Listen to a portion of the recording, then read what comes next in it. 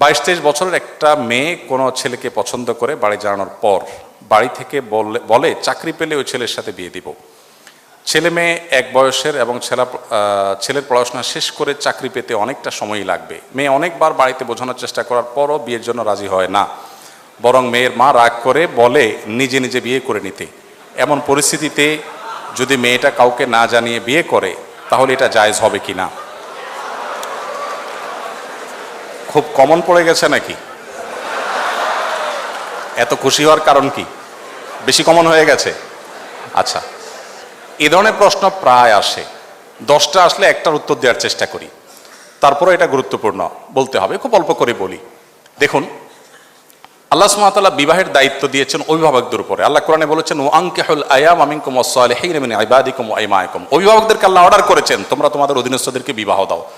নবী সাল্লাল্লাহু আলাইহি সাল্লাম বলেছেন, তোমাদের সন্তানরা যখন বিয়ের উপযুক্ত হবে, প্রাপ্তবয়স্ক হবে, তখন তাদেরকে বিয়ে দিতে দেরি করবে না। যদি করো, তারা যদি হারামের পথে পা বাড়ায় এবং সমাজে বিশৃঙ্খলা তৈরি হয়, অসুবিধা তৈরি হয়। সেদিন কোনো একটা ইউনিভার্সিটিতে এটা নিয়ে আলোচনা করার পর ভিসি মহোদয় আমাকে আলোচনার পর বললেন যে আপনাকে স্পেশাল থ্যাঙ্কস এই প্রশ্ন উত্তর দেওয়ার জন্য, কারণ প্রতিদিন এটার বিচার করা লাগে।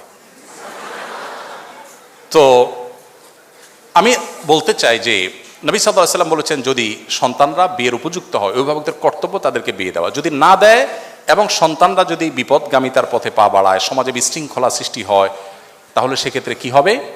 তাহলে সেক্ষেত্রে যে ফিতনা, ফাসাদ, অনাচার হবে, এগুলোর দায় অভিভাবকের উপরে বর্তাবে। হারাম রিলেশন যারা করছেন, এখানে মূল প্রশ্নে যাওয়ার আগে একটা কথা বলা দরকার ছিল, সরি আমি ওখানে একটু ব্যাক করছি। সেটা হলো, বিবাহের আগে ছেলে মেয়েদের মধ্যে পরস্পরকে তথাকথিত ভালোবাসা নিবেদন করার নামে, প্রেম নিবেদনের নামে বছরকে বছর যে হারাম রিলেশন থাকে, এটা ইসলাম কেন হারাম করেছে? দেখুন, ডক্টর খন্দকার আব্দুল্লাহ জাহির রহমাতুল্লাহর চমৎকার একটা অ্যানালাইসিস আছে এই ব্যাপারে। স্যার বলেন যে দেখেন, একটা সাইক্লোনে, একটা ঘূর্ণিঝড়ে একটা দেশের বেশিরভাগ মানুষ মারা যেতে পারে, ওইটা আবার রিকভার করা সম্ভব। কিন্তু কোনো জাতির মধ্যে যদি একবার এই টেন্ডেন্সি আছে যে আমরা সন্তান গ্রহণ করব না, বৈবাহিক জীবন যাপন করব না, সাংসারিক জীবন যাপন করব না, এই প্রবণতা যদি কোনো জাতির মধ্যে একবার আসে, তখন মানব সভ্যতার অস্তিত্বই হুমকির মধ্যে পড়বে। কিভাবে? আজকের উন্নত পৃথিবীর যে কোনো দেশ আপনি তাকান, পশ্চিমের যে কোনো দেশের দিকে তাকান, এমনকি পূবেও তাকান, কয়দিন আগে দেখবেন কানাডা আমাদের দেশ থেকে গণহারে ভিসা দিয়ে লোক নিছে। আমি তো অবাক হয়ে গেছি শুনে যে ব্যাপার কি, এত বেশি লোক নিচ্ছে কেন? পরে শুনলাম যে তাদের দেশের লোকের টান পড়ছে, আমার দেশ থেকে লোক নিয়ে যাচ্ছে। আপনারা স্টুডেন্ট ভিসায় যখনই দাঁড়ান কোনো এম্বাসিতে, একটু মোটামুটি যোগ্য ছাত্র হলে আর দেরি করে না, সাথে সাথে তারা নিয়ে যাচ্ছে। ব্যাপার কি? আমি ভিজিট ভিসার জন্য গেলে আমাকে তো ভিসা এরকম দেয় না, আপনাকে এত বেশি দিচ্ছে কেন? তাদের দেশে আসলে পর্যাপ্ত লোক নেই। এখন প্রত্যেকটা উন্নত দেশে, আপনারা সবাই জানেন আমার চাইতে বেশি, প্রত্যেকটা উন্নত দেশে সন্তান হলে সরকার তার জন্য বাবা মাকে ভাতা দেয়, 2টা হলে আরো বেশি দেয়, 3টা হলে আরো বেশি দেয়। মানে সন্তান যেন হোক, সরকার চায়। কিন্তু বাস্তবতা হলো তাদের দেশে এমনভাবে জেনারেশন গ্যাপ তৈরি হচ্ছে যে দেশ চালাবার মতো পর্যাপ্ত মানুষের নেই। ওই যে বিবাহকে তারা ডিনাই করেছে, বিবাহ বহির্ভূত সম্পর্ককে অ্যাপ্রিসিয়েট করেছে, তার পরিণতি তারা ভোগ করছে, আরও হয়তো চরম পরিণতি অপেক্ষা করছে। তো এই জন্য বিবাহ বহির্ভূত সম্পর্ক হালাল নয়, এখান থেকে বেরিয়ে আসতে হবে। অভিভাবকরা যদি বিবাহ না দেন তারা গুনাহগার হবেন। এখন আপনার অভিভাবকদেরকে আপনি বোঝাতে পারছেন না, কি করবেন? আমি বলবো, যদি পারেন অভিভাবকদেরকে আমার অফিসে নিয়ে আসবেন। যদি আপনি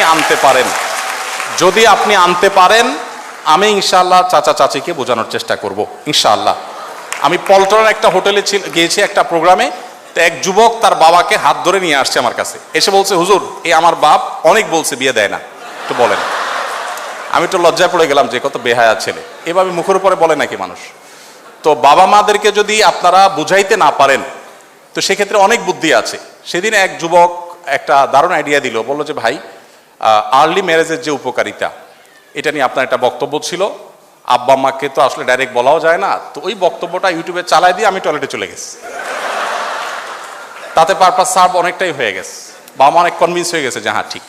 তো যাই হোক, আমাদের বাবা মাদেরকে আমি অনেক সময় বলি, এখানে তো আর মুরব্বীরা নাই, ওনাদেরকে থাকলে আমি বলতাম, এবং অনেক সময় আমি বলি, আমাদের মুরব্বীরা, বাবা মারা, ওনারা যে বয়সে বিয়ে করেছেন, এখনকার সন্তানদের সামনে সোশ্যাল মিডিয়া যে ফিতনার সয়লাভ চলছে, তাদের তার চাইতে বেশি আর্লি বিয়ে করার প্রয়োজন হয়। আমি অনেক জায়গায় বলেছি যে আমি কিন্তু এই বয়সে নানা হয়ে গেছি, কেউ বিশ্বাস করে না।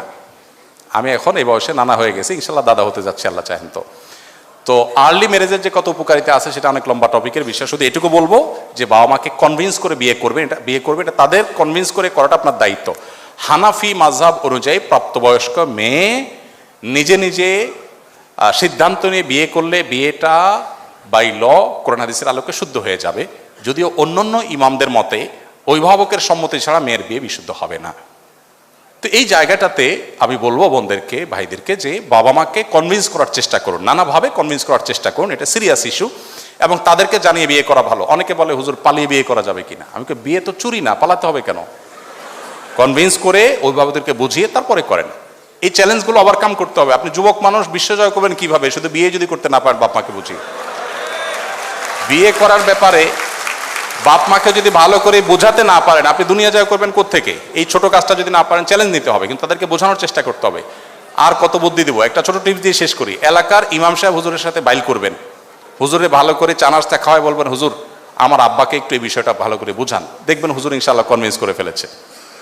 তো যে কোনোভাবে বাবা মাকে সন্তুষ্ট করে করার চেষ্টা করুন। যদি না করেন, নিজেরা করতে চান গুনাহ থেকে বাঁচার জন্য, আর কোনো উপায় নাই, সেক্ষেত্রে বললাম যে হানাফি থট অনুযায়ী বিয়ে বিশুদ্ধ হয়ে যাবে, যদি অন্যান্য ইমামদের মতে হবে না। আমি একসময় অনলাইনে গাছের একটা ছোট বিজনেস করতাম, এখন আর করি না, কিন্তু মাঝে মাঝে মনে হয় আমি অনিচ্ছাকৃত বা ভুলবশত অনেকেরই প্রাপ্য জিনিস দিতে পারিনি, ভুলবশত হয়তো আমি তাদের হক নষ্ট করেছি। এটা নিয়ে আমি খুব অনুতপ্ত, আমার করণীয় কি? এখন একটা কাজ করবেন, আমি নিজে করি, সেটা হলো কিছু দান করবেন এই নিয়তে যে আল্লাহ আমার অজান্তে কারোর অধিকার, আর্থিক অধিকার নষ্ট করে থাকতে পারে, আমি এই দানটা করছি আমি সওয়াব পাওয়ার জন্য না, ওই ব্যক্তির পক্ষ থেকে, যিনি আমার থেকে পাবেন আমি জানি না, আননোন সে ব্যক্তি, তাহলে ইনশাআল্লাহ আপনার স্যাটিসফাইড হওয়ার আগ পর্যন্ত যে হ্যাঁ এর বেশি নাই, এত পরিমাণ টাকা আপনি দান করে দিলেন, ইনশাআল্লাহ আল্লাহ তাআলা আপনাকে দায়মুক্ত করে দিবেন, যেহেতু আপনি প্রাপক জানেন না।